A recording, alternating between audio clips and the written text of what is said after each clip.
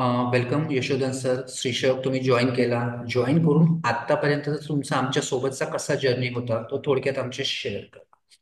तुम्ही जॉईन करण्याच्या अगोदर सांगितलं होतं की बाबा तुमचं जो सर्वायकलचा प्रॉब्लेम आहे आणि फ्लेक्झिबिलिटीचा त्यावर काय परिणाम झाला तो थोडक्यात सांगा.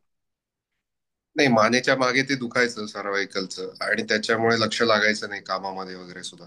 आपला योगा क्लास जॉईन केल्या केल्या थोडी थोडी फ्लेक्सिबिलिटी वाढत गेली आणि आता 3 महिने 4 महिने डाऊन द लाईन माझं मला जाणवतंय आता की चांगली फ्लेक्सिबिलिटी वाढली आहे. तो त्रासही मानेचा मागचा कमी झालेला आहे आणि दिवसभर फ्रेश वाटतं त्याच्यामुळे आणि कामात लक्ष लागतं, त्यामुळे वर्कलोड काय काही जाणवत नाही.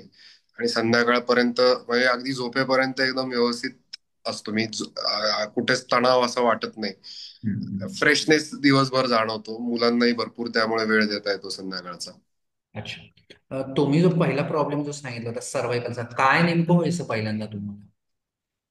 तो बहुतेक काय B12 काय कमी झालं असेल शरीरातलं, त्यामुळे ते कुठेतरी ओढताना स्प्रेन आला होता. त्याचे स्प्रेन आल्यामुळे इतकं दुखलं तिथे आणि ते एक्सरे वगैरे काढल्यावर ती डिस्क खाल्लेली दिसली तिथे. अच्छा. त्यामुळे तो पेन परसिस्टंट होता आणि मी ठरवलं होतं की ते ऑपरेट वगैरे काही करायचं नाही आणि मी ॲलोपॅथीच्या गोळ्याही जास्त घेतल्या नाही. मी आयुर्वेदिक ट्रीटमेंट चालू केली आणि नंतर आपल्या इथे म्हणजे तो त्रास झाला मार्चमध्ये आणि आपली ट्रीटमेंट म्हणजे आपल्या इथे योगा क्लासेस सुरू केले सप्टेंबरमध्ये. हम्म. मार्च टू सप्टेंबर औषधामध्ये जे काही कमी व्हायचं होतं ते झालं, पण मॅक्सिमम हे आपल्या इथे व्यायाम चालू झाल्यानंतर जास्त कमी झालं.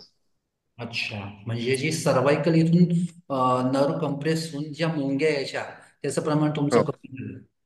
मेन म्हणजे इथला पेन तर पहिला निघून गेला. हा इथे जो पेन होता तो पहिला निघून गेला आणि मुंग्या याचं जे प्रमाण खूप होतं ते आता मिनिमल वर आलेलं आहे. मिनिमम.